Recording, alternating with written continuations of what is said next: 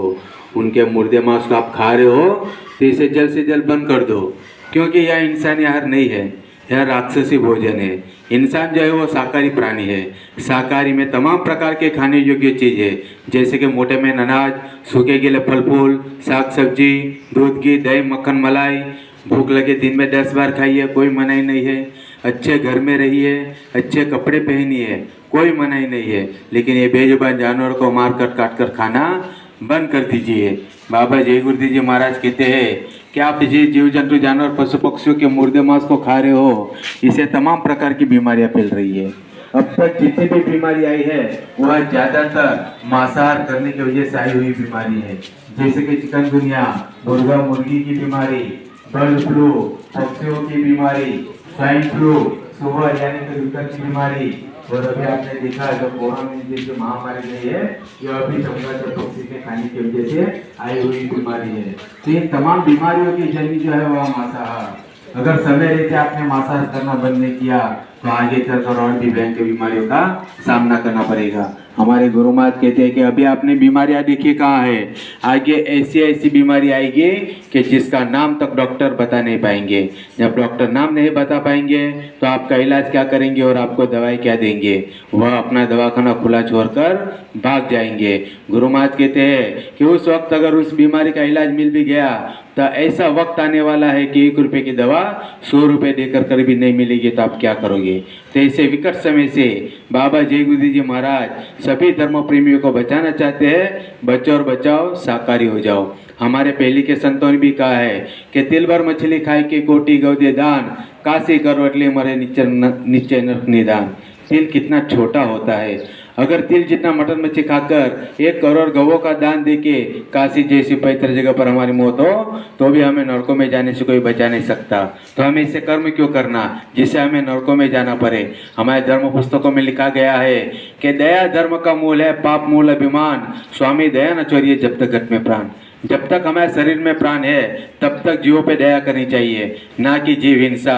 हमारे हिंदू धर्म में, हमारे सनातन धर्म में हम चींटी को भी नहीं मारते, हम जानबूझकर चींटी को भी नहीं मारते। और आप लोग अपने मुंह के स्वाद के लिए उस बेजुबान जानवर पशु पक्षी, मुर्गे को, बकरे को, मछली को मार कर काट कर खा रहे हो तो कितना बड़ा पाप कर रहे हो। गुरु महाराज कहते हैं कि जाने अनजाने में अगर हमारी कोई उंगली कट जाती है तो हमें कितना दर्द होता है, कितनी तकलीफ होती है। उतना ही दर्द, उतनी ही तकलीफ उन बेजुबान जानवरों को भी होता है जब आप उनके गर्दन पे छुरी चलाते हो। गुरु महाराज कहते हैं कि मत सताओ उन बेजुबान जानवरों को और पशु पक्षियों को, वो रो देंगे, सुनेगा उनका मालिक तो जड़ मुझ से उखाड़ देंगे। बाबा जय गुरुदेव जी महाराज बता रहे हैं कि आप जिस मुर्गे को काट रहे हो, जिस बकरे को मार रहे हो, क्या आप इसे जिंदा कर सकते हो? आप इसे जिंदा नहीं कर सकते। तो जिस जीव को आप जिंदा नहीं कर सकते उसे मारने का अधिकार आपको नहीं है। आप गाड़ी बंगला बना सकते हो, मोटरसाइकिल बना सकते हो, इसे 10 बार तोड़ो, 10 बार बनाओ, आपको कोई रोकने वाला नहीं है। लेकिन ये बेजुबान जानवरों को आप मारोगे, काटोगे और उनके मुर्दे मांस को आप अपने पेट में डालोगे तो कुदरत चुप रहने वाली नहीं है। कुदरत सजा देने के लिए तैयार खड़ी है, लेकिन बीच में संत महात्मा खड़े हैं जो जीवों को बचाना चाहते हैं, इसीलिए हम बचे, नहीं तो हमारा कब का सफाया हो चुका होता। बाबा जय गुरुदेव जी महाराज सभी धर्म प्रेमियों से प्रार्थना कर रहे हैं कि आप शाकाहारी हो जाओ और ऐसा कोई नशा न करो जिससे बुद्धि पागल हो जाए और माँ बहन बेटी की पहचान खत्म हो जाए। नशा चाहे कोई भी हो, दारू गांजा बियर भांग शराब।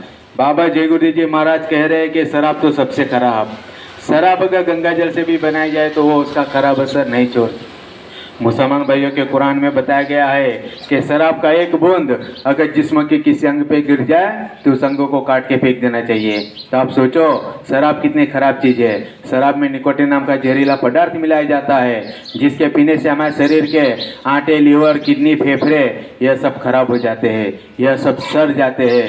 तो हमें ऐसा व्यसन क्यों करना जिससे हमें हमारे शरीर का नुकसान करना पड़े? देखो इस शराब की वजह से हमारी कितनी माताएं बहनें विधवा हो चुके हैं, कितने बच्चे अनाथ हो चुके हैं, कितने घर बर्बाद हो चुके हैं, फिर भी इंसान जो है शराब पीना छोड़ नहीं रहा है। अभी भी वक्त है, चेत जाओ, संभल जाओ और शाकाहारी और नशा मुक्त हो जाओ।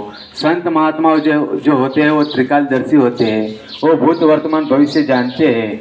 तो भविष्य का संकेत देते हुए बाबा जय गुरुदेव जी महाराज सभी धर्म प्रेमियों को यह बता रहे हैं कि जागो जागो दुनिया वालों, सतयुग आने वाला है, डम डम डम डम महादेव का डमरू बजने वाला है। नेत्र तीसरा खुलते ही शिव तांडव राज रचाएंगे, खंड खंड इस वसुंधरा का त्राही त्राही हो जाएगा। दिग दिगंतर कप कपा उठेगी बम बोले के हुंकारों से, राख बनेगी महानगरों तक एटम बम के अंगारों से।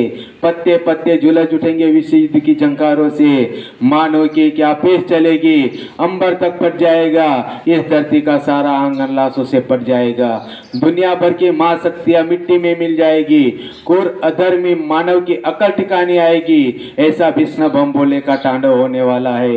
जागो जागो दुनिया वालों, सतयुग आने वाला है, डम डम डम डम महादेव का डमरू बजने वाला है। बाबा जय गुरु जी महाराज ने कहा है कि कलयुग में कलयुग जाएगा, कलयुग में सतयुग आएगा। जब कलयुग जाएगा और सतयुग आएगा, दोनों युगों की टक्कर होगी तो 20 करोड़ों लोगों का सफाया हो जाएगा और उसमें बचेगा वही जो होगा शाकाहारी। बाबा जय गुरु जी महाराज की अगवानी है, सतयुग की अगवानी है। आओ सतयुग आपका हार्दिक स्वागत है। बाबा जय गुरुदेव जी का कहना है शाकाहारी रहना है। युग परिवर्तक परम संत बाबा जय गुरुदेव जी का कहना है शाकाहारी रहना है, शाकाहारी हो जाओगे, बीमारी से बच जाओगे। हजार बीमारी की एक दवाई।